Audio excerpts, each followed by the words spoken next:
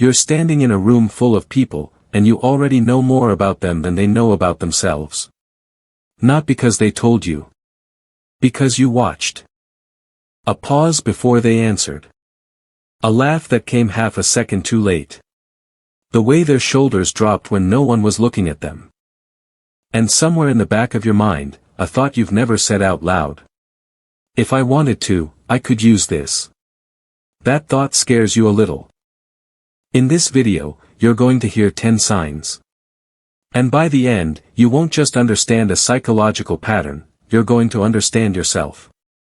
Let's start with the first sign, the one that confuses people most.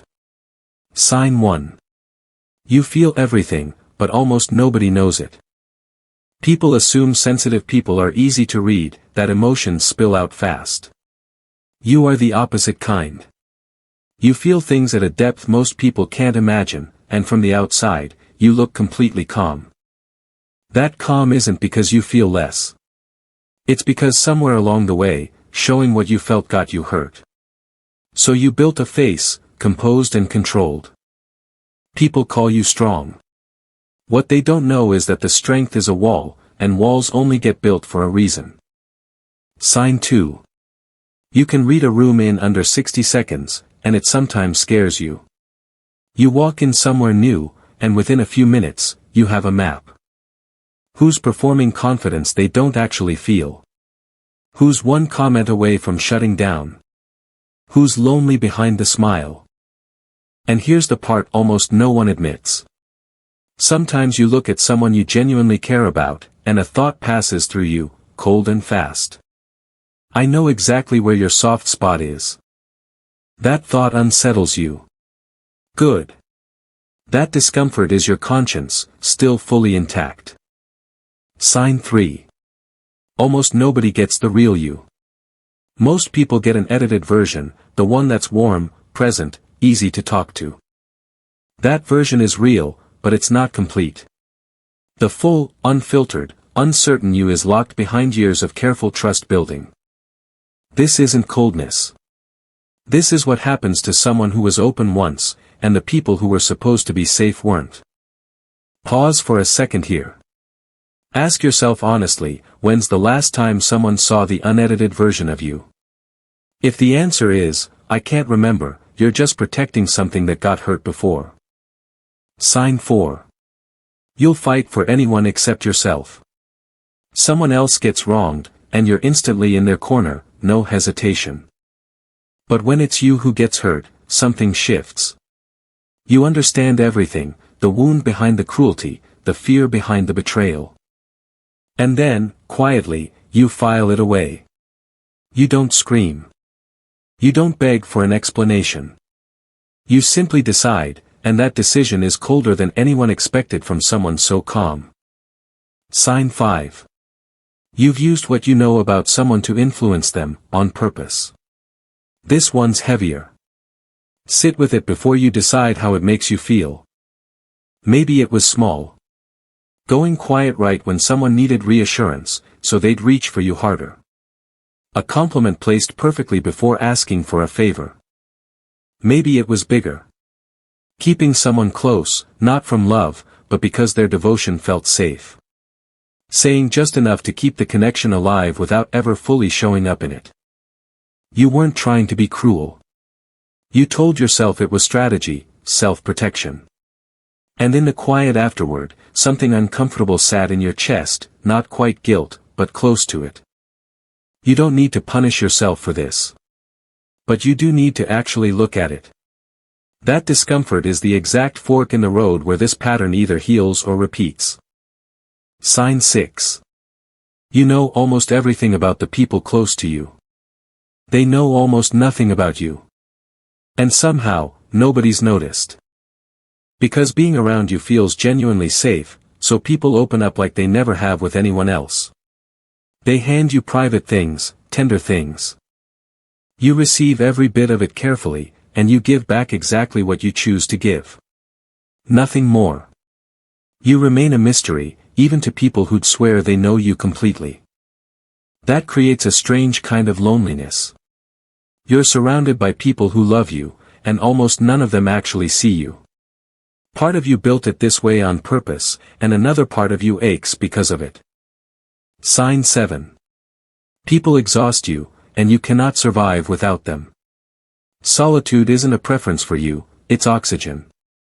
You need it to recalibrate, to remember who you are underneath all the performing and managing of other people's chaos. But total isolation hollows you out just as fast. Shallow conversation doesn't feed you, it drains you. So you live caught in the middle, never quite landing anywhere that feels fully at rest. This isn't a flaw, it's a nervous system that adapted, and adapted well. Sign 8. Someone's love for you has felt heavier than it should. Someone has looked at you like you were everything, and instead of warmth, you felt the full weight of it. The responsibility, the pressure, and underneath that, a question you never said out loud.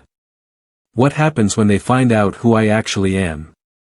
That fear, being truly known and found lacking, is one of the quietest parts of this whole pattern. So you've kept enough of yourself hidden that you never had to find out. Sign 9. People either think you're extraordinary, or they think you're dangerous. There's rarely an in-between. They're drawn to your depth and unsettled by your distance. They feel seen by you, and at the same time feel like they'll never fully see you back. You've wanted to explain yourself so many times, started the sentence in your head, and stopped, because the words never felt like enough. That's a quiet kind of grief, the kind that shows up in ordinary moments.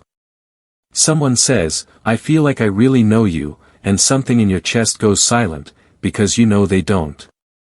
You're allowed to grieve that. Sign 10. You constantly ask yourself the same exhausting question. Am I actually a good person? You've never answered it cleanly, because the evidence keeps coming back mixed. You're generous, and you're guarded. You're loving, and you're strategic. You were never going to be simple. So here's what I need you to actually sit with, because this is the part that changes everything. None of this appeared in you by accident. It appeared because it had to.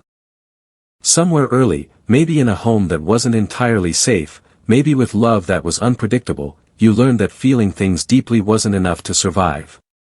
You also had to be smart about it, strategic, prepared. You learned that reading people wasn't just interesting. It was protection.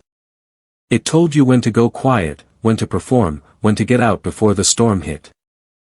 That part of you that learned to use empathy as a shield, that wasn't cruelty being born in you. That was a child finding the only tool available in a room that didn't have many tools to offer. And the real work isn't about destroying that part of yourself. You don't need to tear down every wall, or become endlessly open and unguarded. That's not healing, that's just trading one survival strategy for another. The real work is choosing. Consciously. Deliberately. Knowing when your walls are protecting you, and when they've started imprisoning you instead. Because you can be known. Not by everyone, but by someone. By the right person, under the right conditions, when you decide, out of real trust, to actually let them in. And you can survive that. You can be seen completely, soft parts included, and not be destroyed by it. That's the fear underneath all of this, isn't it? Not that you're a bad person. But that if someone really saw you, they might find a reason to leave. Healing doesn't mean becoming softer. It means integration. It means taking the same sharp intelligence you've spent your whole life pointing at other people, and finally turning it toward yourself, with compassion instead of judgment. It means letting someone see you uncertain. Letting someone see you afraid. Letting someone love the part of you that isn't performing for once. Not because vulnerability is always safe. It isn't. But because you've already survived so much, and somewhere underneath the walls, a part of you is still there. Still soft. Still hoping. That part was never gone. It was just waiting for you to decide you were worth the risk. If even one of these 10 signs felt like it was describing you exactly, you're not alone in this. Tell me in the comments which sign hit hardest. Sometimes just saying it out loud is the first step toward understanding it. Like to learn more about human psychology? Like, comment, and share this video. Subscribe my channel now. Thank you for watching.